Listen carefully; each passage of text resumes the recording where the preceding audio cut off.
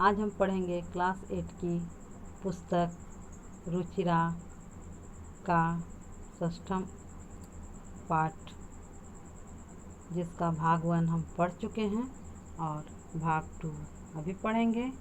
माला शालिनी च चिकित्सको प्रति गच्छन्त्यो वार्ता कुरुतः। शालिनी किं भवत् भ्रातृजाया का समयः अस्ति। माला शालिनी अहं मासस्य गर्भ स्वकुक्षौ धारयामि तव भ्रातुः आग्रहः अस्ति यत् अहं लिङ्गपरीक्षणं कारयामि। कुक्षौ कन्या अस्ति चेत् गर्भपातयाम् अहम् अतीव उद्विग्ना अस्मि, पर तव भ्राता वार्तामेव न शृणोति। शालिनी भ्राता एवं चिन्तयितुमपि कथं प्रभवति। शिशुकन्या अस्ति चेत् वर्धाः जघन्यकृत्यमिदं त्वं विरोधं न कृतवती। सः तव शरीरे स्थितस्य शिशोः वर्धा चिन्तयति, त्वं तूष्णीं तिष्ठसि। अधुनैव गृहं चल, नास्ति आवश्यकता लिङ्गपरीक्षणस्य। भ्राता यदा गृहम् आगमिष्यामि अहं वार्ता करिष्ये। माला और शालिनी डॉक्टर के पास जाती हुई बातचीत करती है। शालिनी, क्या हुआ भाभी, क्या क्या समस्या है। माला, शालिनी 3 मास के गर्भ को अपने पेट में धारण किए हुए हूँ। तुम्हारे भाई की जिद है कि मैं लिंग परीक्षण कराऊं। यदि गर्भ में कन्या है तो गर्भ को गिरा दूं। मैं बहुत परेशान हूँ, परंतु तुम्हारे भाई मेरी बात ही नहीं सुनते।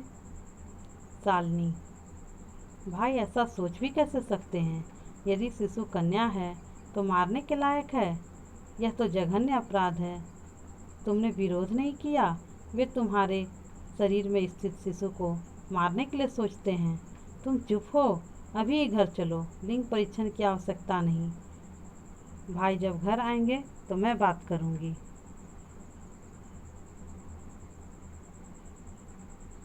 संध्या काले भ्राता आगच्छति हस्तपादादिकं प्रक्षाल्य वस्त्राणि च परिवर्त्य पूजागृहं गत्वा दीपं प्रज्वलयति। भवानी स्तुति चापि करोति। तदनन्तरं चायपानार्थं सर्वेपि एकत्रिता। राकेश, माले त्वं चिकित्सकां प्रति गतवती आसि, किम् अकथयत् सा। माला मौनमेवाश्रयति। तदैव क्रीडन्ती त्रिवर्षीया पुत्री अंबिका पितुः क्रोडे उपविशति, तस्मात् चाकलेहं च याचते। राकेश अंबिका लालयति चाकलेहं प्रदाय तां क्रोडात् अवतारयति। पुनः माला प्रति प्रश्नवाचिका दृष्टि क्षिपति। शालिनी एतत् सर्वं दृष्ट्वा उत्तरं ददाति। शाम को भाई आते हैं। हाथ पैर धोकर कपड़ा बदलकर पूजा घर में जाकर दीपक जलाते हैं और देवी की पूजा भी करते हैं।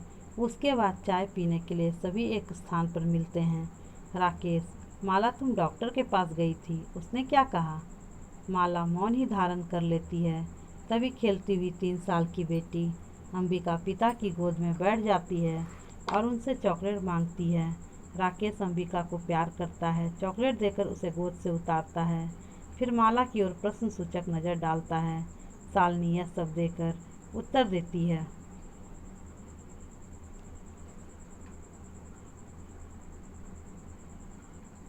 शालिनी, भ्राता त्वं की ज्ञातुमिच्छसि तस्या कुक्षी पुत्र अस्ति पुत्री वा किमर्थम्।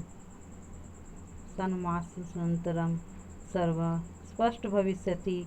समयात् पूर्वं किमर्थम् अयम् आयासः। राकेश, भगिनी त्वं तु जानसि एव अस्माकं गृहे अंबिका पुत्रीरूपेण अस्यैव अधुना एकस्य पुत्रस्य आवश्यकता अस्ति। तहिर्। शालिनी, तहिर् कुक्षी पुत्री अस्ति चेत् हन्तव्या। तीव्रस्वरेण हत्याया पापं कर्तुं प्रवृत्तोऽसि त्वं। राकेशं, न हत्या तु न। शालिनी, तहिर् किम् अस्ति। निर्घृणकृत्यमिदं सर्वथा विस्मृतवान् अस्माकं जनकः कदापि पुत्री पुत्रयोः विभेदं न कृतवान्। स सर्वदैव मनुस्मृते पंक्तिमिमाम् उद्धरति स्म। आत्मा वै जायते पुत्र पुत्रेण दुहिता समा। त्वमपि सायं प्रातः देवी स्तुति करोसि। किमर्थः सृष्टे उत्पादिन्या सख्या तिरस्कारं करोसि। तव मनसि यति कुत्सिता वृत्ति आगता। इदं चिन्तयु अहं कुण्ठितास्मि। तव शिक्षा वृथा। शालिनी, भाई तुम क्या जानना चाहते हो? उसके पेट में पुत्र है अथवा पुत्री? किस लिए? 6 महीने के बाद सब स्पष्ट हो जाएगा। समय से पहले किस लिए कोशिश कर रहे हो? राकेश, बहन तुम जानती हो हमारे घर में अंबिका पुत्री के रूप में है ही, अब एक पुत्र की ज़रूरत है। तो शालिनी, तो गर्भ में यदि बेटी है तो उसे मार देना चाहिए, तेज आवाज़ में बोली। हत्या का पाप करने में तुम लग गए? राकेश, नहीं, हत्या नहीं। शालिनी, तो यह घृणा के योग्य कार्य क्या है? बिल्कुल भूल गए? हमारे पिता ने भी कभी पुत्र और पुत्री में भेद नहीं किया। वे सदैव मनुस्मृति की इस पंक्ति का उदाहरण देते थे। निश्चय ही पिता की आत्मा पुत्र के रूप में जन्म लेती है और पुत्र के समान ही पुत्री होती है। तुम भी सुबह शाम देवी की स्तुति करते हो। क्यों? सृष्टि की उत्पादक शक्ति का अपमान करते हो। तुम्हारे मन में इस तरह की गलत प्रवृत्ति कैसे आ गई, यह सोचकर मैं चिंतित हूँ। तुम्हारा पढ़ाई बेकार।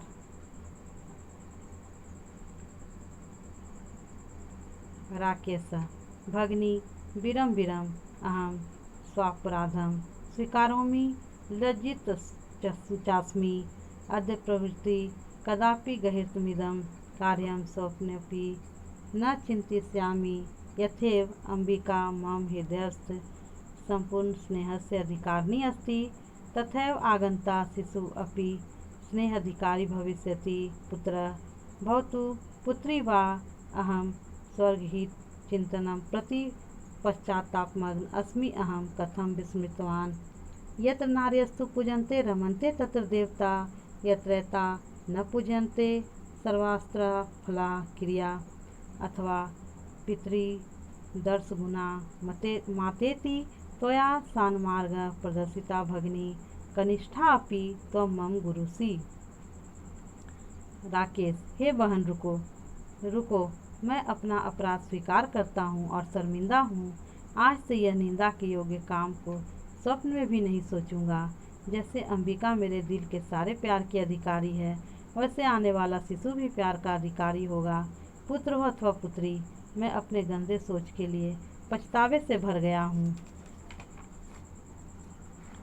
मैं कैसे भूल गया, जहाँ नारियों की पूजा की जाती है वहाँ देवता निवास करते हैं।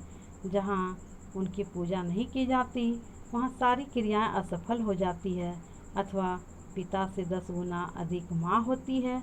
तुमने अच्छा रास्ता दिखाया बहन। तुम छोटी होते हुए भी मेरी गुरु हो, अर्थात मेरे से बड़ी हो।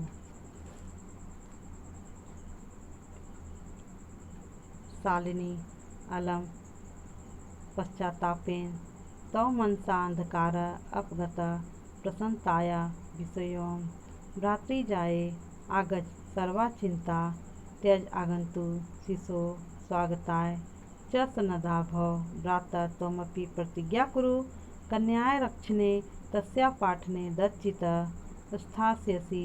पुत्री रक्ष पुत्री पाठ्य इति सर्वकारस्य घोषणीयं तदैव सार्थिका भविष्यति। यदा वयं सर्वे मिलित्वा चिन्तनमिदं यथार्थरूप करिष्यामः। या गार्गी श्रुतचिन्तने नृपनये पाञ्चालिका विक्रमे लक्ष्मी शत्रुविदारेण गगनं विज्ञानाङ्गने कल्पना इन्द्रोगपथे च खेलजगति ख्यातभीतः साइना स्वयं स्त्री सकलासु दिक्षु सबला सर्वै सदोत्साहयताम्। शालिनी, पछताओ मत, तुम्हारे मन का अंधेरा दूर हो गया। यह खुशी का विषय है। भाभी आओ, सारी चिंता को छोड़ो और आने वाले बच्चे के स्वागत के लिए तैयार हो जाओ। भाई तुम भी प्रतिज्ञा करो, कन्या की रक्षा में और उसकी पढ़ाई में ध्यान दोगे। पुत्री की रक्षा करो, पुत्री को पढ़ाओ। सरकार की यह घोषणा तभी सार्थक होगी जब हम सब मिलकर यह चिंतन सही रूप में करेंगे। जिस तरह गार्गी शास्त्रों के ज्ञान के चिंतन और राजा जनक को प्रभावित करने में, द्रौपदी पराक्रम में लगी, लक्ष्मीबाई शत्रुओं का नाश करने में, कल्पना चावला विज्ञान के विशाल आकाश रूपी आंगन में, इंदिरा नूई उद्योग मार्ग में, साइना खेल जगत में प्रसिद्धि पाई, उसी तरह से सभी स्त्रियां सभी दिशाओं में सबल हो, सबके द्वारा सदा उत्साहित की जाए।